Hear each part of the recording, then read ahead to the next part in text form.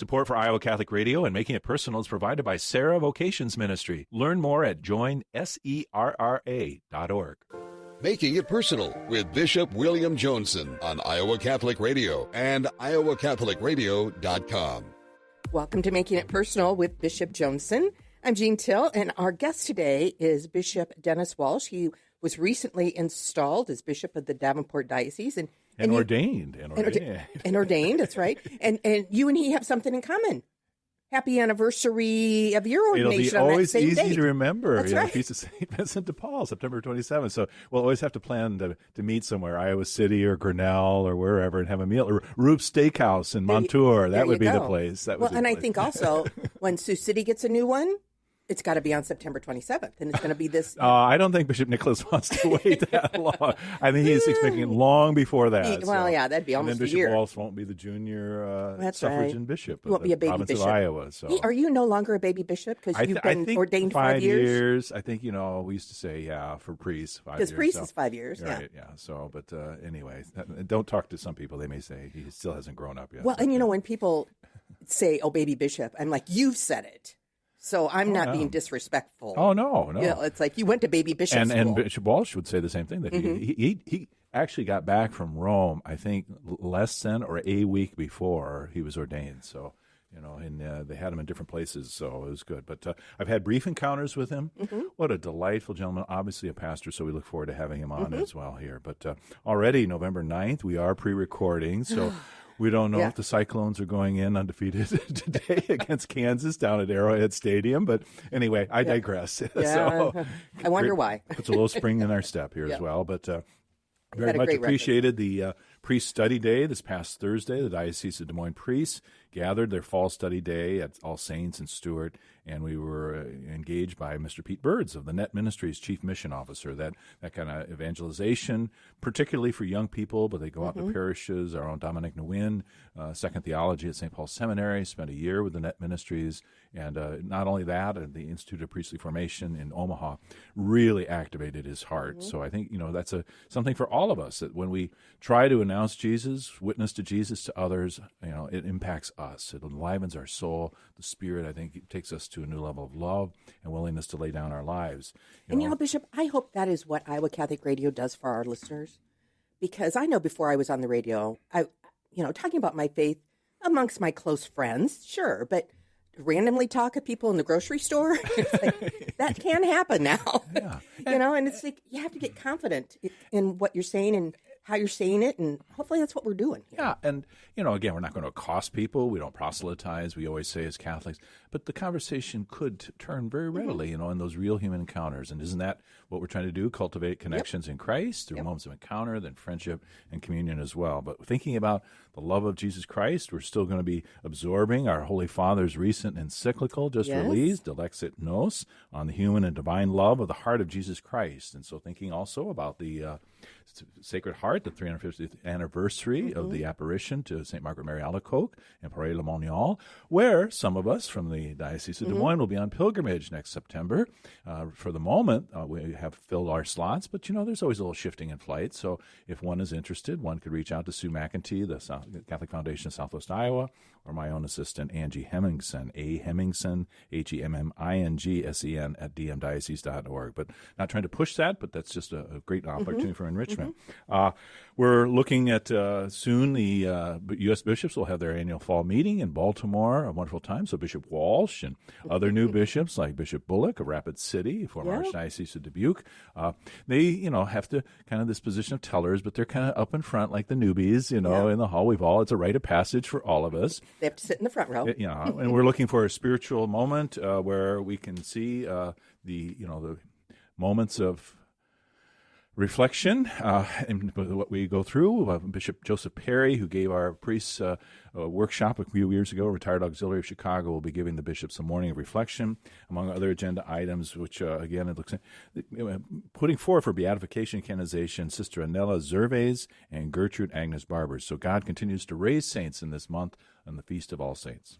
We're going to take a quick break, and when we return, we'll be visiting with Bishop Dennis Walsh, the newly installed and ordained bishop of the Davenport Diocese. You're listening to Making It Personal with Bishop Johnson on Iowa Catholic Radio Network and the Spirit Catholic Radio Network.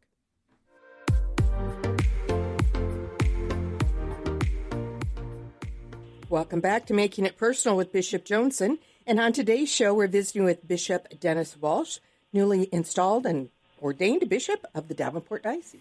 And congratulations again, Bishop Walsh. It's so marvelous to welcome you to the Iowa province. Of course, our mother diocese of Davenport for the Diocese of Des Moines, and so a certain respect even there as well. But, roughly 6 weeks as bishop and the great run-up to all of this. And you went west, young man, to come to Iowa, a priest of the Diocese of Toledo. But the story begins even before that. And here on Making It Personal, just again, and some of this has been recounted in various venues, but your own vocational tug was first to the Redemptorist order. And how did that unfold? Yeah, I grew up in a town in Lima, Ohio, St. Gerard's Parish. And the priests that I've always been familiar with were the Redemptorists. They staffed the parish in my hometown, and it's the only parish the Redemptorist staff in Ohio. So it's the furthest west, the eastern province of Redemptorists go. So the only priest that I ever knew growing up were the Redemptorists, and actually I was not even aware of a diocesan priesthood. Every priest that I was aware of growing up always came from the East Coast, and we always had a community of 4 or 5 priests serving in our parish, so it was never, I'm sure it was just one priest, but they always worked in a community, so there were always 4 or 5 priests, and that was just very exciting for me to have exposure to so many Redemptorist priests throughout my early years. So that was a big part of my life. And then also my father, after he graduated high school, went away to become a Redemptorist brother. He didn't stay, but came back to Lima, got married, and then had a family. But the Redemptorists were a very big part of my upbringing, and my father, with his connection, he used to work at the parish before he got married as a custodian and bus driver, and so we always knew priests, and they've always been around. And so the attraction, seeing the communal life that they lived, the way they related to each other, a charism for preaching and missions, and obviously in the spirit of St. Alphonsus Liguori, and that. So these are part of it. Do you see still in your own living out of your diocesan priesthood facets of the evangelical counsels, poverty, chastity, obedience, even though as diocesan priests we make promises, but we don't take vows in the same way? Yeah, I would say I'm still a Redemptorist at heart in terms of spirituality. It's all been my formation as a priest has been in the context of an Alphonsian spirituality, and that's been a big part. I have a religious sister friend, and to be honest, I feel a little guilt about leaving the Redemptorists and coming to the diocesan priesthood. In the Diocese of Toledo, there's a statue of St. Alphonsus right at the main door going into the Toledo Cathedral, and I always have to kind of duck around St. Alphonsus, wondering what he must be thinking of. Why do his eyes follow you wherever you are from that statue? It's a miracle. This religious sister always told me, but you're a Redemptorist at heart. She says, I can see it. And she said that you have the charism of a Redemptorist as you go about your diocesan priesthood. So I think that's probably true, and mostly my concern for probably the marginalized, the poor, and the unchurched, and all of that. And that's part of it. But also, I think just the spirituality of St. Alphonsus in terms of a method of prayer. Alphonsus is famous for his process of mental prayer. So that's been all part of my formation, and it stays with me today. So, and I still follow the Redemptorists, and I kind of spy on them on the internet to see what they're all up to and all of that. So. Yeah, somebody's stalking us here. I don't know. Bishop who? Well, at least get him to give money to us. So. And I won't get into more technical matters of moral theology and things, but known for a great balance, St. Alphonsus as well. Not given to extremes in terms of moral deliberation. Applying the principles of the law, but in a very balanced and very probable way. Between different alternatives. Correct. So, yes. Yeah. So how that must. Alphonsus, I think, in terms of his great pastoral approach, Alphonsus always said, priests should be lions in the pulpit, but lambs in the confessional. So, it's a very pastoral approach in the sacrament of confession. So, I think that still follows me today. And so, one of the great gifts for you as a confessor, have you found the opportunity yet to hear confessions in your first 6 weeks, or has that been something that maybe you're kind of fasting from right now? Well, I would say as bishop, it's a different type of ministry I'm finding out, and a lot of things that were probably life-giving as a priest are not as prevalent in my role as bishop. So I haven't had the opportunity really to hear confessions as often, or other marriages, weddings, funerals. I mean, those are things that occupied almost my entire week for the most part, and I don't have those opportunities as much as I used to. I need to probably find those and be very intentional about finding those. So. Well, I'm sure Father Rudy at St. Anthony's would be happy to invite you over to assist in any way. So much beloved there. Your final pastorate before the Holy Father did issue the call there. It was really a cluster of parishes. Is that correct? And then you're taking on with a school as well. So an appreciation for the challenges of having multiple parishes under your aegis as a pastor, and now a pastor of many parishes in the diocese.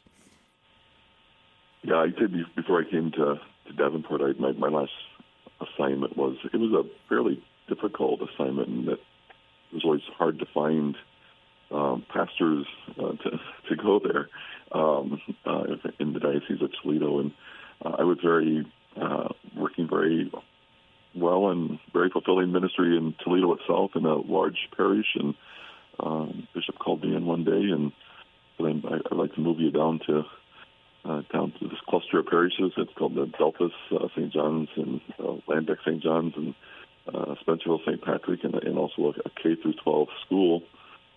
He said, I'm asking you to go down there and do that. It's quite a challenge. I mean, there were unusual circumstances of why I was moved mid-year. I think the parish was undergoing some turmoil, and I think my job was to establish some sense of continuity and harmony in the parish, and bring some peace and some balance in the parish after kind of some tumultuous years. But so I spent the last 10 years really in those three parishes, as well as a K through 12 school. So very similar to Iowa here in terms of a rural community.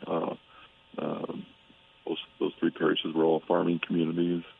I enjoyed it very much. The main parish, Delphus, was a large German Catholic parish with a Catholic school that they were passionate about, and I was very fortunate that financially they were very generous with supporting that school. So, it was very fulfilling years of ministry and some real challenges. But a lot of what I encountered, especially in school administration, will come in handy, I think, in my future here. So, and usually after 8 years, 9 years, you go to another parish, not to be bishop. Yeah, but a blessing, truly, for us. I was kind of anticipating that after my second term in my parish ended, that I was looking at a nice, quiet country parish with no school, someplace close to Lake Erie. But I wasn't expecting this. Well, you still have water. It's just the Mississippi River. That's right, yeah. Yeah, no, and that great span there. And casinos, so that unfortunately. Yeah. No, I mean, obviously the confidence that Bishop Dan Thomas placed in you, asking you to take on that difficult assignment, you really, as one looks at your resume, wore about every hat of official positions in the diocese in terms of committees, and obviously your brother priest had great respect for you and confidence in the priest personnel board, chairman of the Presbyteral Council, dean, retirement, College of Consultors. So I crossed paths with him after your announcement was made, and he just spoke so glowingly of you. And so I think how appropriate that he was one of your co-consecrators, along with.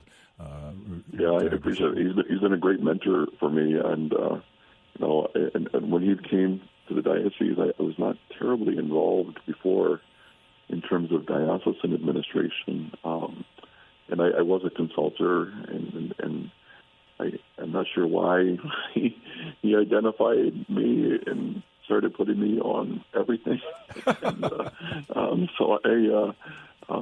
you only had 3 schools and a K-12 system. You should be on committees too. Yeah.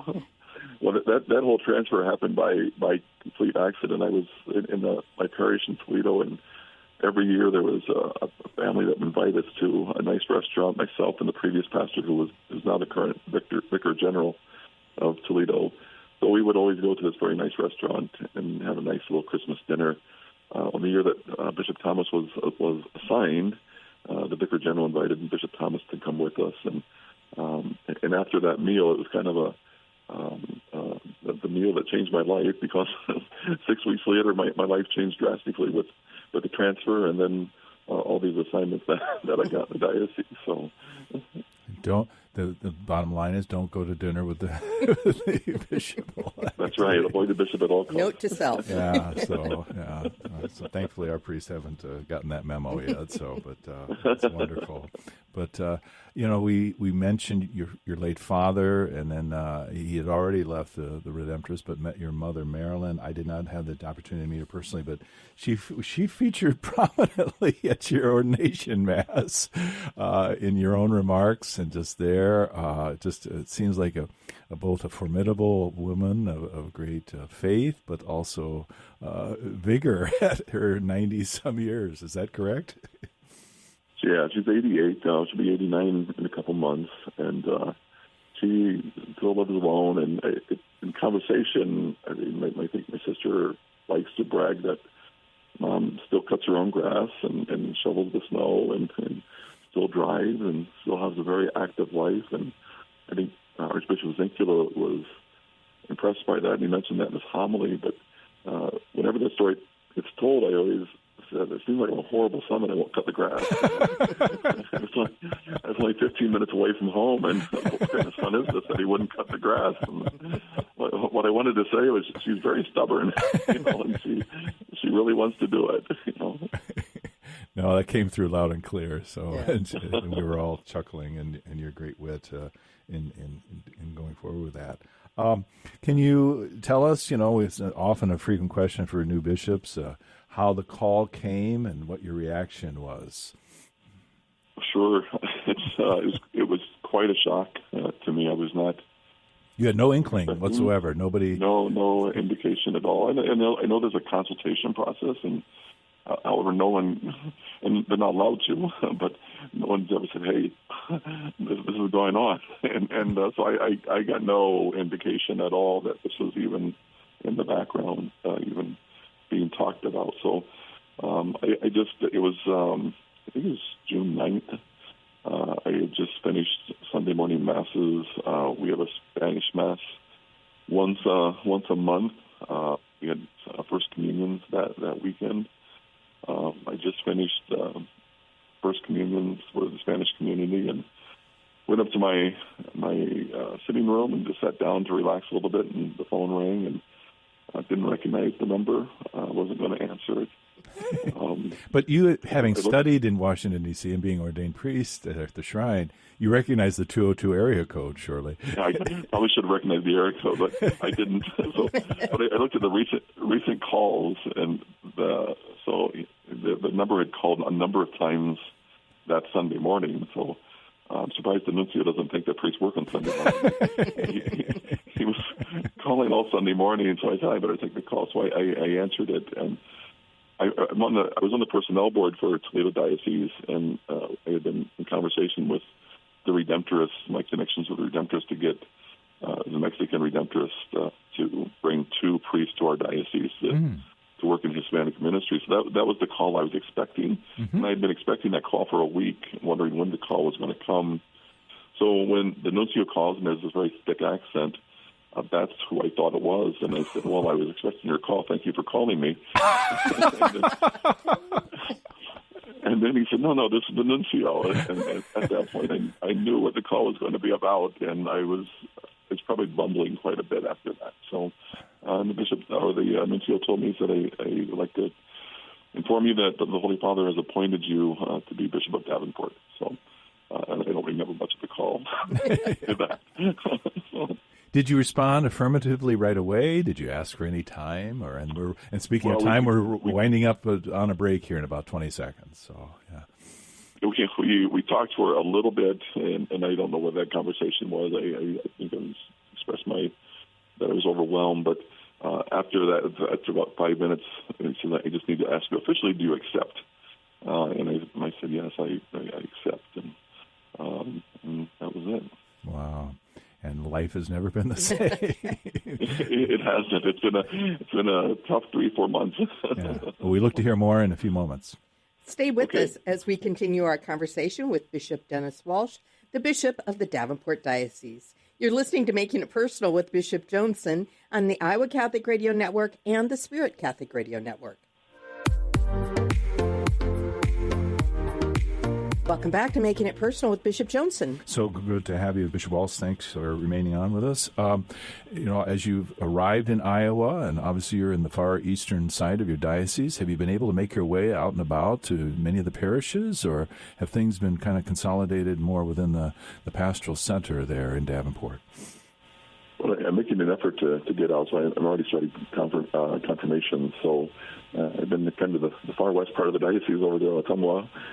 So I had confirmations there, and it gave me a kind of a view of the landscape as we've gone out. And I'm doing pastor installations now with confirmations. And next week I think I have 7.5 hours in the car. I think I'm going to the southern part of the diocese, and then going to the western part of the diocese, and then back to Davenport. So it's going to be a full day.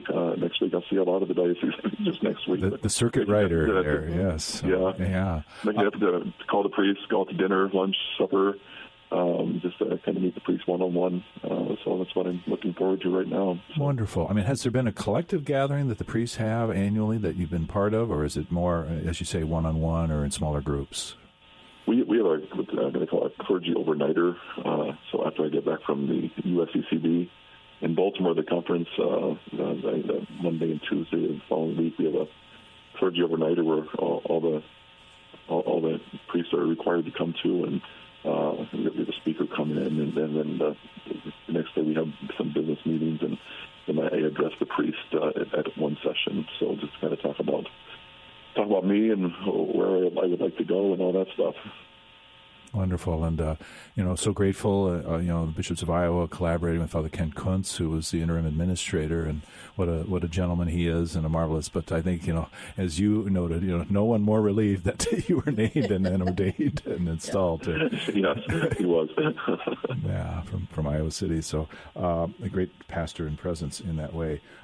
You have a diocesan college, St. Ambrose University, right there. That's one of the great resources and assets of the diocese. Have you had much engagement with President Novak and St. Ambrose? I have. She's very impressive in terms of her administration of the university, very committed to the Catholic faith and building a Catholic identity at the university. So I'm technically the chairman of the board. I haven't assumed those responsibilities yet, so I'm just kind of, we had a board of trustee meeting last week already. It was a full day, and we have another one coming up. But I think our Archbishop Zinkula appointed a kind of an interim board during the vacancy, but I think once that interim term kind of expires, then I'll assume the responsibilities of chairman of the board for St. Ambrose.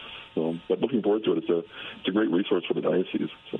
Wow. Yes, and for the higher education in general, in the diocesan colleges, which number approximately 9, I think. It depends, some of them as they self-identify. So beware. I know everyone wants a piece of you, not only at home, but around. So, in my role as chair of the higher education working group for the U.S. bishops, if I'm sustained in that, you never know who might be giving you a call. But your predecessor, right? You might come knocking. Yeah, I'm sure you've already had other bids too, and not yet. I'm laying low. And the fall meeting, you will not be able to keep a low profile, as you know, right? The role of right. bishops, they place you right up front there, which wisdom be attended. So the cameras will be on you in the fall meeting. That's right.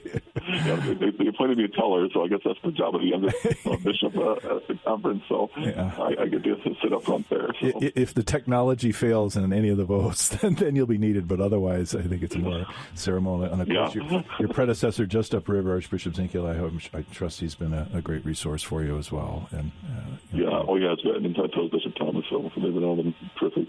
Yeah. Well, we're in the home stretch here. Is your mom made it out to see your new digs yet, or not? Does she have any plans to come visit you?